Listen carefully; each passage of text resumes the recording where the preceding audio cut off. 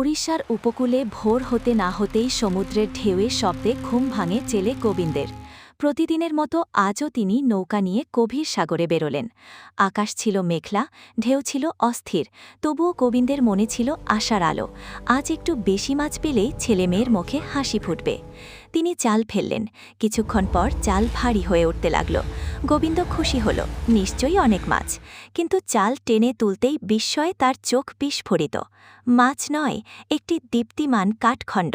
কাঠখণ্ডের ওপর অদ্ভুত চিহ্ন, যেন নিজে থেকেই আলো ছড়াচ্ছে। জালের ভেতর থেকে যেন মৃদু শঙ্খধ্বনি শোনা যাচ্ছে। গোবিন্দ ভয় পেলেন, আবার বিস্মিতও হলেন। রাতের অন্ধকারে তিনি কাঠখণ্ডটি ঘরে নিয়ে এলেন। স্ত্রী বলল, এটা সাধারণ কাঠ নয়, যেন দেবতার চিহ্ন। রাতে গোবিন্দ স্বপ্ন দেখলেন। এক দিব্য পুরুষ বলছেন, ভয় পেও না গোবিন্দ, তুমি যে কাঠকে পেয়েছ সে দারু ব্রহ্ম, আমাকেই পেয়েছ তুমি। ভোরে তিনি কাঠখণ্ডটি নিয়ে পুরীর দিকে রওনা হলেন। মন্দিরের পণ্ডিতরা দেখে স্তব্ধ। কাঠে ছিল জগন্নাথের নির্দিষ্ট দারু ব্রহ্ম লক্ষণ, শঙ্খচিহ্ন, নাভির ঘূর্ণি। সবাই বলল, ভাগ্যবান জেলে, জগন্নাথ স্বয়ং তোমার জালে ধরা দিয়েছেন। গোবিন্দ মাথা নত করে দাঁড়িয়ে রইল।